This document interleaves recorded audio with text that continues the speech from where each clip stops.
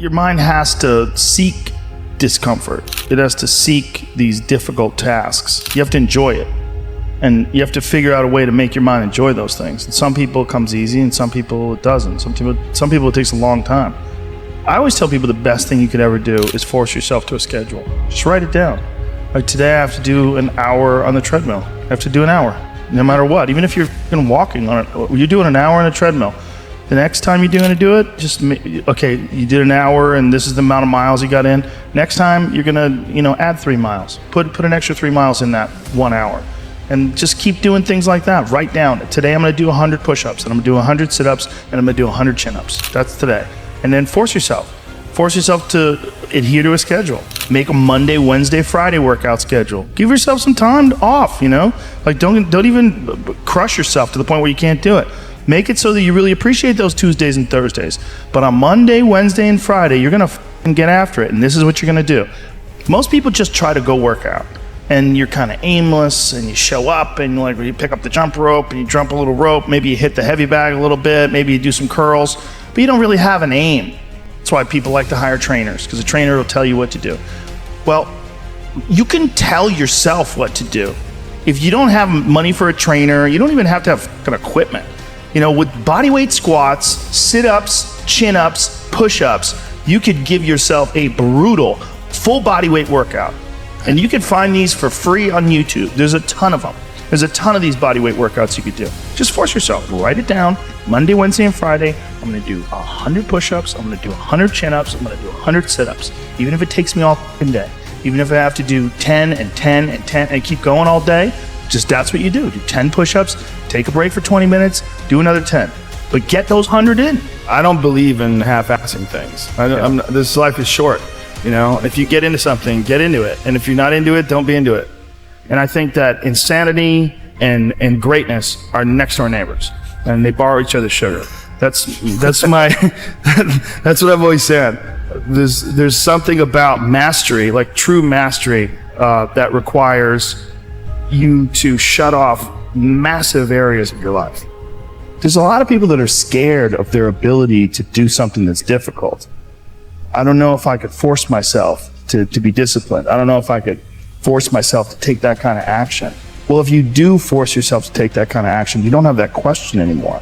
That question, I don't know if I can do it. Well, you're doing it. So you obviously can do it. Can you do it tomorrow? We did it today. Or can you do it tomorrow? Just do it.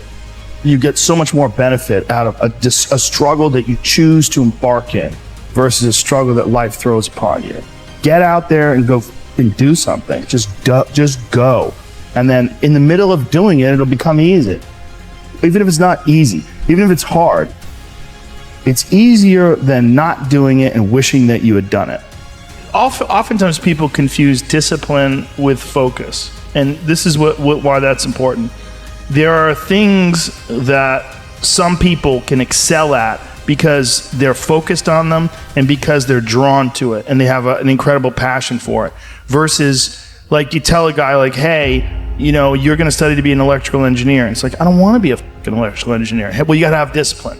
And so they don't have the drive, and they don't get excited about it, and they don't do. But if you tell that guy, whatever, you're going to be a golfer, and he loves golf, and he's practicing every day, and he becomes a professional golfer. And you say, well, I thought that guy didn't have any discipline.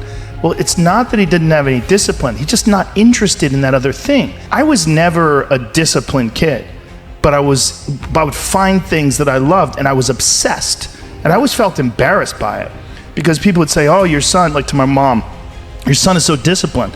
And she'd be like, my son's fucking crazy. Like, he's not disciplined. He finds these things, and that's all he does all day long. Like, it's not really discipline because he doesn't clean his room. He's fucking lazy. There's all sorts of shit he's supposed to do. I never did my homework. There's all the. But if I had a thing that I was into, I was obsessed. You were crazy about it. But it would bother me that I didn't really have discipline. Like, if I had jobs that I had to do, I didn't do a good job at them, like construction jobs that I had. But when it came to martial arts... How did you find those things, though? How did you find those things? Did you stumble upon them? Lucky. Got lucky. Martial arts, I just got lucky. And it clicked with me, like, almost immediately. I became obsessed, and I wanted to excel at it. And so I was just doing it all day long. And I think the more you choose to embark in these struggles, these especially physical and mental struggles, because I consider both martial arts, yoga, and actually even trail running, I consider the mental struggles as much as physical struggles. Like, because I could stop anytime I want. I'm halfway up the hill, I can go, fuck this. So I'm walking the rest of the way. Call my dog over, put him on the leash. I'm like, we're walking, buddy. You know? But, or you could say, no, this is what I'm doing today. I have a very clear plan in front of me. My plan is, we're doing 4 miles today. This is where we start. This is where we end. This is what we're doing. Sometimes when things are really hard to do, you think, oh my God, I got to stop doing this. But once you do it and you complete it, you have a satisfaction, this sense of satisfaction that you did something really difficult that is irreplaceable. And some kids never get that, and they just stay fat and stupid their whole life. Right. And some kids, they get these little lessons, and then they realize, like, you can push yourself and you can get somewhere. You know, some kids get real lucky and they get involved in sports or martial arts early. And one of the best benefits of sports is you realize that through hard work, you get improvement. Through improvement, you get success. Through success, you get that big dopamine rush. You get that good confidence, feeling. right. You get confidence. Yeah. You get this you knowledge. You get the girl. Yeah, you get, sometimes, I didn't. But you get this knowledge that you can do something that's difficult and you can overcome, even though it feels like you can't. You're gonna have days where you suck. But those days are so motivational. I mean, that's the bright side of tragedy. So when you come through it, you really will have an appreciation for the moments without tragedy. You don't really feel it unless unless life burns you. You don't really feel it. It's one of the things that I tell people all the time, because a lot of people have a hard time defining themselves. They define themselves by failure because they failed. But I'm like, you're not your failures, you're you. Okay, your life is a series of lessons you've learned. Now, if you just dwell on the failures, like that's not healthy. It's not smart and it's not empowering. What you got to do is look at those failures and go, well, now you know what not to do.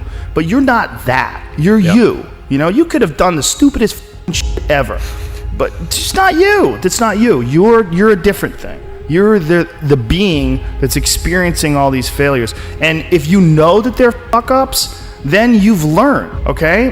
If you repeat them over and over again, well, then I can't talk to you. You know, if you keep going back and doing the same stupid shit over and over again, well, you got a deeper issue. You know, I don't know what it is, but I don't have the time. Building up that ability to endure things, that's also a very important mechanism that you could apply to everyday life.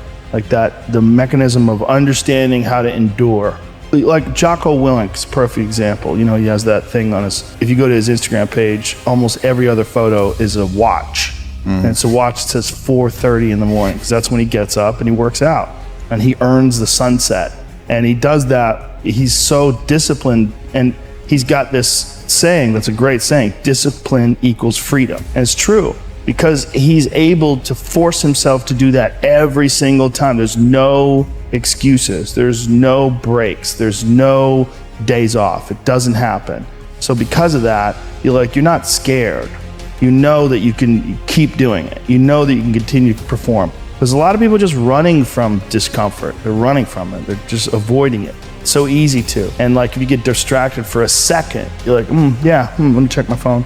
You just start going through your phone and looking at bullshit, and you're just distracting yourself from the tiniest frustration of boredom. Just a little, we don't get bored anymore. Or if we get bored for these tiny amounts of time, then you get distracted. So your distraction is eliminating your boredom. But the problem with that is, like, there's certain thoughts that only come to you when you're thinking, when you don't have any input coming in. When we're constantly looking at our phones, the only input you're getting is input from other people. And sometimes that's good. Sometimes you get good stuff out of that, but it's like a diet of only fruit. Don't think that you're that person that made those mistakes. You're the person who's learned, you know, and to have that attitude is a really important thing. And to not say, why am I doing this now? I could have been doing this my whole life. Well, you weren't, so the fuck is that gonna help? You know, you gotta not think like that. You just gotta be happy you're doing it now.